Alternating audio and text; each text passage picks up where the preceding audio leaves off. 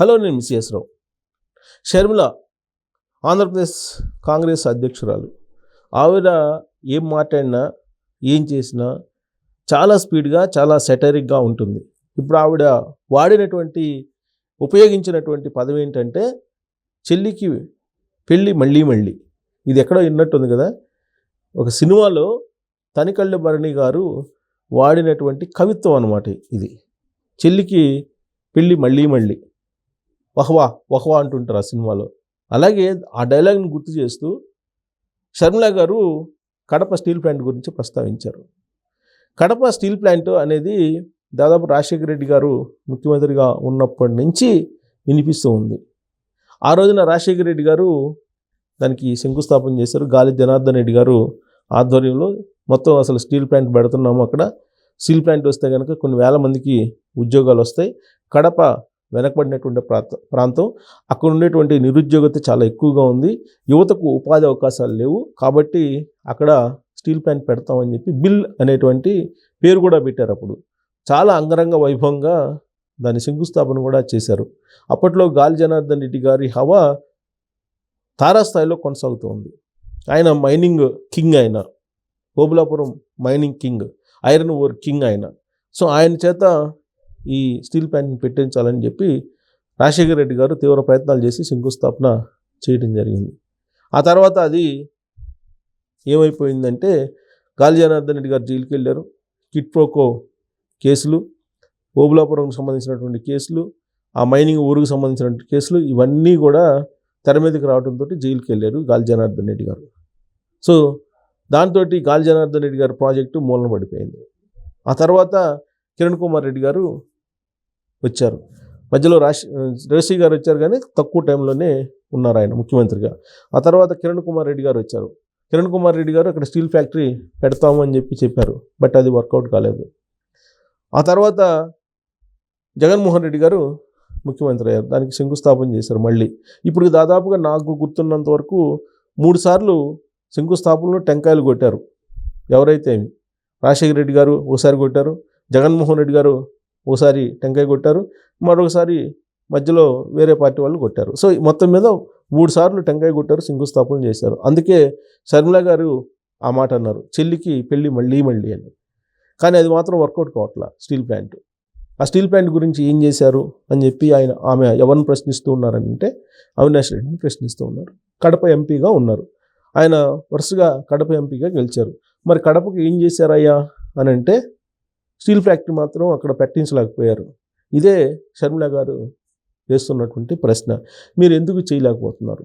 అసలు మీకు ఎంపీ పదవి కానీ, జగన్మోహన్ రెడ్డి గారికి ముఖ్యమంత్రి పదవి కానీ ఎందుకు ఇచ్చారు ఆంధ్రప్రదేశ్ ప్రజలు? కనీసం కడపకు కూడా న్యాయం చేయలేనటువంటి పరిస్థితుల్లో అవినాష్ రెడ్డి అవసరమా ఎంపీగా అనేటువంటి ప్రశ్న ఇప్పుడు షర్మిల గారు వేస్తూ ఉన్నారు. రాబోయేటువంటి రోజుల్లో దాని మీద ఒక పెద్ద ఉద్యమాన్ని లేవనెత్తేందుకు కూడా షర్మిల గారు ప్రయత్నిస్తున్నారు. ఇదంతా ఒక ఎపిసోడ్ అయితే, ఒక ఇష్యూ అయితే, మరో ఇష్యూ ఏంటంటే ఆమె మీద సోషల్ మీడియా వేదికగా చేసుకొని తన వ్యక్తిత్వ హననం చేసినటువంటి వాళ్ళ గురించి చెప్తూ ఉన్నారు. ఎవరు చేశారు ఆమెని వ్యక్తిత్వ హననం అని అంటే అవినాష్ రెడ్డి గారు చేయించారు. అవినాష్ రెడ్డి గారి ఆధ్వర్యంలో అతని పిఏ రాఘవరెడ్డి చేశారు. రాఘవరెడ్డి ఇచ్చినటువంటి పోస్టుల్ని వర్రా రవీంద్ర రెడ్డి పోస్ట్ చేసి సోషల్ మీడియాలో వైరల్ చేశారని చెప్పి ఆవిడ చెప్తూ ఉన్నారు. కరెక్ట్గా అదే సమయంలో జగన్మోహన్ రెడ్డి గారు తాడేపల్లిలో ప్రెస్ మీట్ పెట్టారు. ప్రెస్ మీట్ పెట్టి షర్మిల మీద తన తల్లి విజయమ్మ మీద వ్యక్తిత్వ హననం చేస్తూ బాలకృష్ణ గారి ఇంటి నుంచి పోస్టులు పెట్టారు అని చెప్పి ఆయన చెప్తూ ఉన్నారు. అప్పట్లో షర్మిల గారు ఐపీ అడ్రస్ పోలీసులు చెప్తున్న దాని ప్రకారం బాలకృష్ణ గారి ఇంటి దగ్గర ఉంది అని చెప్పి ఆవిడ చెప్పడం జరిగింది. ఆ వీడియోని డిస్ప్లే చేసి వరా రవీంద్ర రెడ్డి కానీ, రాఘవరెడ్డికి కానీ, లేదా అవినాష్ రెడ్డికి కానీ, వీళ్ళెవ్వరికీ కూడా తన తల్లిని, తన చెల్లిని వ్యక్తిత్వంగా హననం చేసే దాంట్లో ప్రమేయం లేదు అని చెప్పేటువంటి ప్రయత్నం జగన్మోహన్ రెడ్డి గారు చేశారు. ఇది అన్నాజల్లిద్దరూ కూడా బుధవారం రోజు జస్ట్ కొన్ని గంటల వ్యవధిలోనే చెప్పారనమాట. షర్మిల గారు ఏం చెప్తున్నారు? వ్యక్తిత్వ హననం చేసింది తన తల్లిని, తనని అవినాష్ రెడ్డి గారు దగ్గరుండి ఈ పోస్టులన్నింటిని కూడా పెట్టించారు. అసలు రాజశేఖర రెడ్డికే షర్మిల పుట్టలేదు, రాజశేఖర రెడ్డి కూతురు కాదు అనేటువంటి దుష్ప్రచారం చేసింది అవినాష్ రెడ్డి గారు. కాబట్టి తాడేపల్లిలో మొత్తం మూలాలు ఉన్నాయి, తాడేపల్లిలో ఉండేటువంటి మూలాలను ఛేదించండి అని చెప్పి పోలీసులకు ఆవిడ డిమాండ్ చేస్తున్నారు.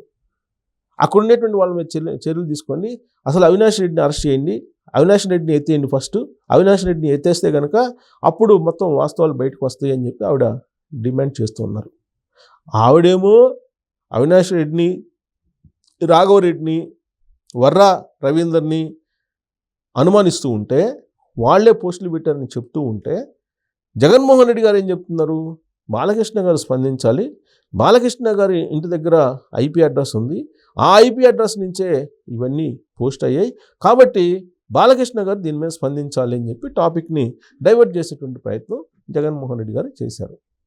సో దీంతో ఇప్పుడు వ్యక్తిత్వ హననం షర్మిల గారిని లేదంటే విజయం గారిని ఎవరు చేశారు అనేది పోలీసులు తేల్చాల్సి ఉంది. ఆ రోజున తెలంగాణలో కానీ ఆంధ్రప్రదేశ్లో కానీ పోలీసులు ఇటు కేసీఆర్ గారికి అటు జగన్మోహన్ రెడ్డి గారికి అనుంగు సైన్యంగా పనిచేసింది అని చెప్పి ఆరోపణ ఉంది. మరి ఆ రోజు ఐపీ అడ్రస్ బాలకృష్ణ గారి ఇంటి దగ్గర ఉంది, ఆ ఐపీ అడ్రస్ నుంచే ఈ పోస్టులు వస్తున్నాయని చెప్పి పోలీసులు చెప్తేనే షర్మిల గారు ఆ ప్రస్తావన చేసి ఉంటారు. కానీ ఇప్పుడు ఆంధ్రప్రదేశ్ పోలీసుల ఇన్వెస్టిగేషన్లో తేలింది ఏంటి? వర్రా రవీందర్ రెడ్డి అకౌంట్స్ నుంచి ఆయన ఇచ్చిన వాంగ్మూలం ప్రకారం రాఘవరెడ్డి చెప్పిన ప్రకారం ఆ పోస్టుల్ని పోస్ట్ చేశారనేది కదా. మరి వర్రా రాఘవరెడ్డి పేరుతోటి వర్రా రాఘవరెడ్డి ట్విట్టర్ హ్యాండిల్ని క్రియేట్ చేసి అతని పేరుతోటి ఫేక్ అకౌంట్స్ని క్రియేట్ చేసి తెలుగుదేశం పార్టీకి సంబంధించి ఐటీడీపీ వాళ్ళు చేశారనేది జగన్మోహన్ రెడ్డి గారు చెప్తూ ఉన్నారు. సో దీనికి సంబంధించి మొత్తం వివరాలు బయట పెట్టాల్సింది ఎవరు? పోలీసులు ఇప్పుడు ఏం చెప్తున్నారు? మొత్తం వైఎస్ఆర్ కాంగ్రెస్ పార్టీకి సంబంధించినటువంటి టీము ఒకటి ఆర్గనైజ్డ్గా ఉంది. ఈ ఆర్గనైజ్డ్ టీమ్ ఏదైతే ఉందో ఇది ఆర్గనైజ్డ్ క్రైమ్కి పాల్పడిందని చెప్పి ఎవరు చెప్పారు? కర్నూలు డీజీపీ చెప్పారు. కర్నూలు డీజీపీ స్వయంగా అనౌన్స్ చేశారు, ఆర్గనైజ్డ్ క్రైమ్కి పాల్పడ్డారు, ఇక్కడ సోషల్ మీడియా వేదికగా చేసుకొని ప్రైవేట్ జీవితాలకు వెళ్ళి వ్యక్తిత్వ హననానికి పాల్పడ్డారు, అనరానటువంటి మాటల్ని మాట్లాడారు. కోయ ప్రవీణ్ గారు చెప్పినటువంటి మాట ఇది, కర్నూలు డిఐజీ. ఇలాంటి వాళ్ళని అదే గల్ఫ్ కంట్రీస్లో అయితే కనుక రోడ్లో నిలబెట్టి రాళ్లతోటి కొట్టి చంపుతారని కూడా మాట్లాడారు. అంత అసహ్యమైనటువంటి పోస్టులను పెట్టారని చెప్పి ఆయనే చెప్తూ ఉన్నారు. మరి జగన్మోహన్ రెడ్డి గారు పోలీసుల మీద నమ్మకం లేదా? ఇప్పుడున్నటువంటి పోలీసులు ఎవిడెన్స్ తోటి మొత్తం ప్రూవ్ చేసిన తర్వాతే కదా ఇదంతా చెప్తోంది. ఆ రోజున మరి షర్మిల గారు మాట్లాడినటువంటి మాటల్ని డిస్ప్లే చేసి చూపిస్తున్నారు కదా జగన్మోహన్ రెడ్డి గారు. మరి ఆ రోజున పోలీసులు చెప్పింది ఆవిడ చెప్పారు. ఇప్పుడు ఏది నిజం అనేది పోలీసులు నిర్ధారించాలి కదా అని ఆల్రెడీ నిర్ధారించారు. మరి ఇప్పుడు ఎవరైతే బాధితులు ఉన్నారో షర్మిల గారు, అలాగే సునీతారెడ్డి గారు, విజయమ్మ గారు, వాళ్ళేమో వర్రా రాఘవరెడ్డి లేదంటే వర్రా రవీందర్ రెడ్డి, రాఘవరెడ్డి, అవినాష్ రెడ్డి మీద చెప్తుంటే దాన్ని డైవర్ట్ చేస్తూ జగన్మోహన్ రెడ్డి గారు ఏం చెప్తున్నారు? బాలకృష్ణ గారి వైపు తీసుకెళ్లారు. సో ఇప్పుడు షర్మిల గారు ఫైనల్గా ఏం చెప్తున్నారంటే అవినాష్ రెడ్డిని అరెస్ట్ చేయాలి, అవినాష్ రెడ్డిని అరెస్ట్ చేసి ఈ మొత్తం నిజాలు బయటకు వస్తాయని చెప్పి ఆవిడ డిమాండ్ చేస్తున్నారు. ఇలాంటి పరిస్థితుల్లో అవినాష్ రెడ్డి గారిని అరెస్ట్ చేసే అవకాశం ఉందా? అలాంటి ధైర్యం ఆంధ్రప్రదేశ్ పోలీసులు చేస్తారా అనే దాని మీద